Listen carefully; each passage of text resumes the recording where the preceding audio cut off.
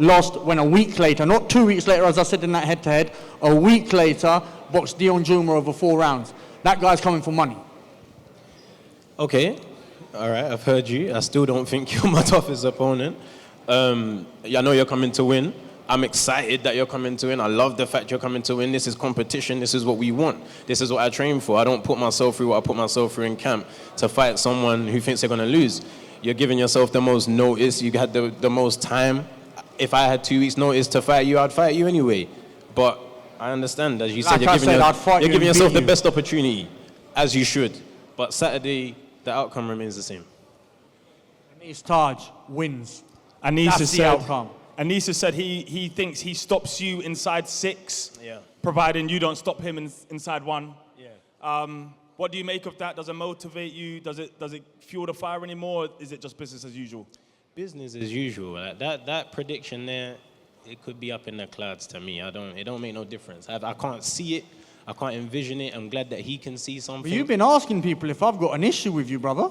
Who ever asked if you got issue? I know some stuff. I've been hearing some things, bro. Don't do halfway totals. I've been hearing some stuff. You got a full snitch or don't say nothing at all. Don't go halfway. I don't talk about stuff like that, but I know something. I know a few things, so I know I'm in your head, bro. Is he? I got to ask. Bro, Saturday, no matter whose head he's in or not head he's in, it ends up in the same place. Anis Taj and you wins. won't see, it's scheduled for 8. This is my first 8-rounder. I'm excited that I'm boosting. I'm now growing, but I don't think I'll do 8 on Saturday. Of course you won't, because you get stopped within 6. As he said. Anis, you fancy yourself as the bigger puncher in this fight, right? Yep. Do you feel like if this does go the distance, you could win it on points, or is a stoppage? Yep. All right. Where's your advantages? And what does Vidal do wrong? I'm not about to tell you. Why am I going to release what I know? It's still a few days away. He could go out of here, and he said this. Let me just see if this. I know exactly what it is. I know what I've been working on, and we know what we're going to come and do. You can say what you're going to do. You can say what you're not going to do. My plan remains the same. It's not going to change based on what you say now. I ain't going to leave Box Park worried, thinking about what you said. I'm going to do the same thing that I plan to do, and my prediction is that you don't see round 4. Yeah, because you'll be out of there. You don't see round 4. I'll see I'll see round 4. You'll be out of there, We've seen it. People get dropped. I go to the turnbuckle. You see the Vidal on the shorts. Same thing happens Saturday. Good luck. I don't need it. He said that he's not been impressed with your last performances. What have you seen of him, and have you been impressed or unimpressed? I'm not impressed. I know he's tough. I know he's coming to win. I know he's motivated. I'm not overlooking him. I respect Anis Taj for the fighter that he is. And with the respect that I give him, I don't think he'll see round 4. Any final words to one another? I feel like this is heating up pretty nicely. I said enough, man. It's all action. It's action week. Saturday, we go. Good luck. You'll need it. As you insist on saying, I don't believe that. Good luck to you both. All right, time for a head-to-head. Ladies and gentlemen, this cruiserweight contest is scheduled for 8 3-minute rounds, live from the OVO Arena this Saturday here in Wembley. Anis Taj, Vidal Riley, live on Sky Sports.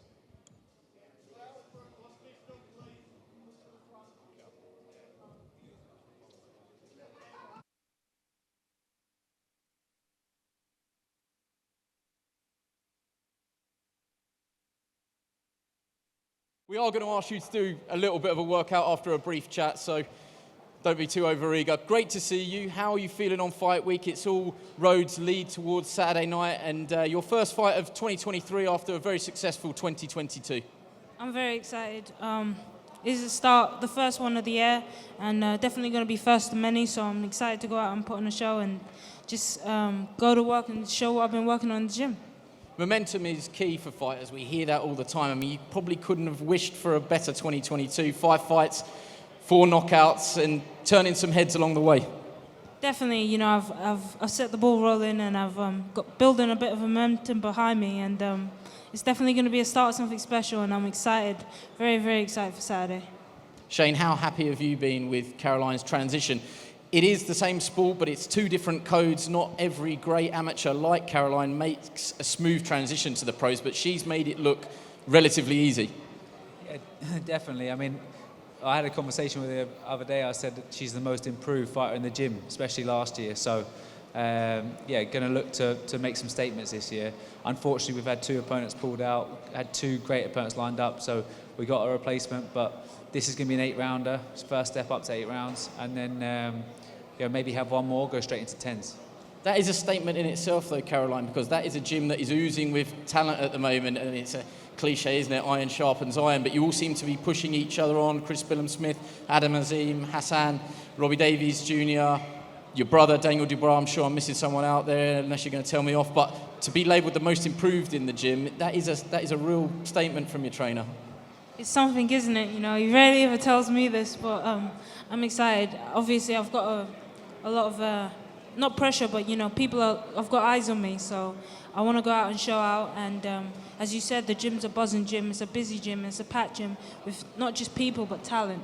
You know, there's so much talent in the gym, and I'm one of them, and I'm thankful to be there. It's a good place for me. As you said, it's cliche, but it's true. Iron does sharpen iron in that gym, and when you're surrounded like people like Chris, who's going to be fighting for a world title, Daniel, who's got a world title, Ellie Scottney, who's going to be fighting for a world title. Ellie Scottney, that's who we missed out. Of all the people to miss out, I know. So it just makes you want to get there quicker. And obviously, there's a time for everything, and I'm not rushing nothing, but I'm aiming to get there quicker. Let me ask you just about progression. It's the same question that I will inevitably end up asking you about Adam Azim. There is a time now where Caroline is breezing through opponents that are supposed to be durable, that are supposed to be giving her an education in the professional ring, supposed to be taking her the distance and extending her, and she's stopping previously unbeaten opponents in explosive fashion. Matching is not going to be easy. Eventually, she is just going to trailblaze her way towards a world title sooner rather than later. Am I wrong in saying that? Yeah, definitely. I think, at this stage, we're doing all the learning in the gym. It's very hard for us to get female sparring partners. We're having to spar a lot of male fighters and male professionals as well coming over, and they get hit in the first round, and they do realise the assignment changes. It's like, oh, pull around, and the next thing you know, it's like, oh gosh, you can crack. So it's been very hard to get sparring, but that's just a testament to how well she's performing, how hard she punches. I genuinely believe she's probably the hardest lightweight out there. Hardest punching lightweight. She can really smack, and there's going to be a lot of people who are going to shy away from this challenge for sure. Well, it's a question for you, but I'm sure it'll make you laugh, Caroline. There is an endearing quality which sweet Caroline. I mean, you're so polite.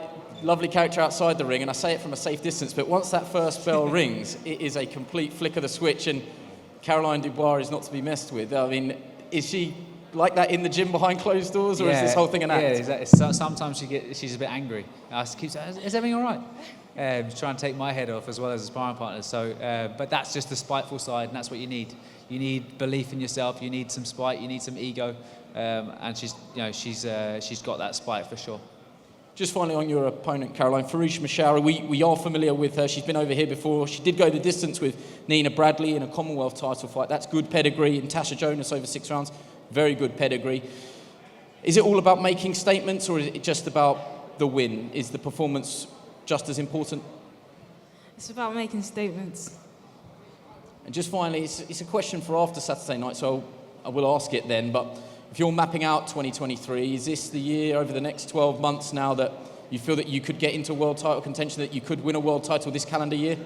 It's a big ask for sure, but I've always said if you're aiming for the, if you aim for the sky, you're going to hit the stars. So you got to set your sights very, very high, and if your dreams are not scaring you, then they're not big enough. So I hopefully definitely want to be seeing myself fighting for a world title by the end of this year, and if not, be in major contention to be fighting for one next year. Aim high and dare to be great. I think you're going to do a little bit of a workout for us now, nothing too strenuous, but the floor is yours. Ladies and gentlemen, Caroline Dubois.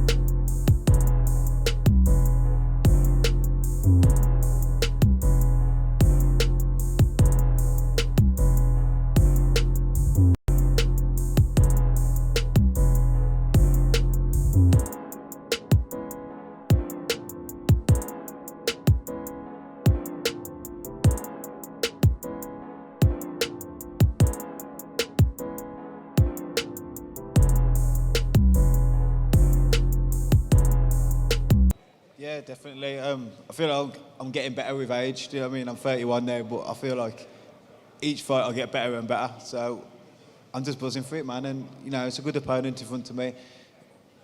Showcase my skills again, big platform. I can't wait for it, man. When you sit down and you look at tape of Brad, what do you see? What do you have to look out for? What does he do well?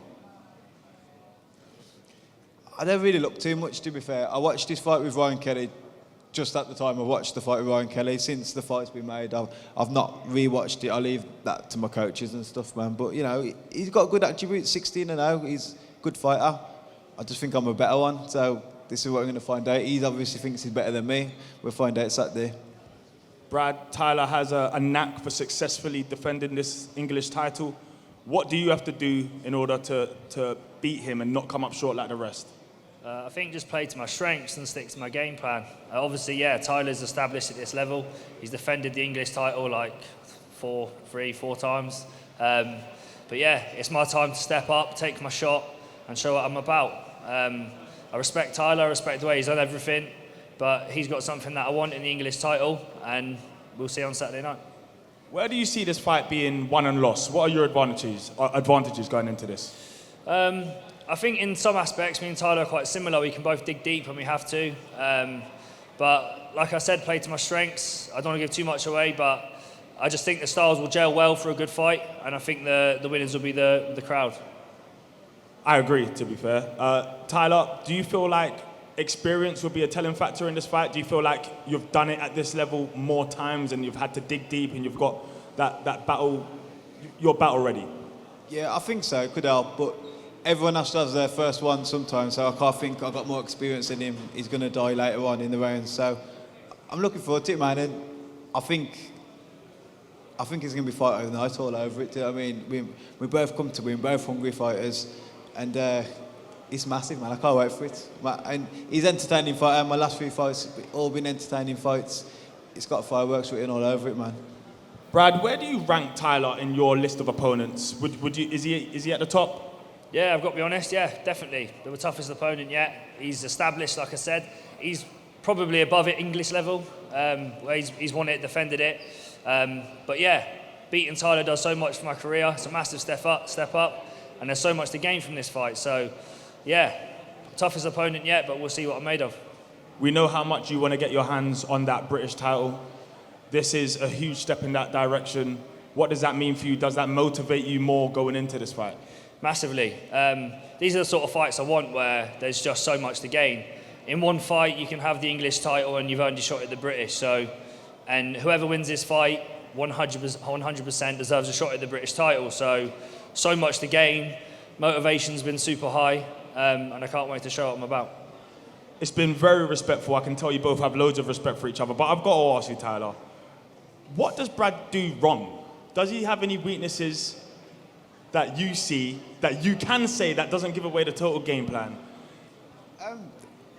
It just looks everything okay to me. Looks well. Do you know what I mean? It's not something I think, oh, his footwork's bad or whatever. Like, but I just think I'm better. Do you know what I mean? It's not so much what he does wrong; it's what I do good. And I think I just do. I'm a better boxer than him, so that's what I'm looking to show, man. Brad, Tyler's said, he doesn't study much tape of his opponents. Do you like to have a proper look, or do you leave that to your coaches? Do you know what? Me and Tyler are quite similar, to be honest. I haven't really... I watched Tyler against Linus, because obviously I was there at your call, so Linus is my friend, but that holds no relevance. I watched Tyler's last fight against Brad. It was a good fight, a good performance. But yeah, it doesn't really matter because I boxed completely different to how all these lads he's boxed, and it doesn't really correlate to me. I leave it to my coach. He tells me what I think I should be doing, and I listen to him.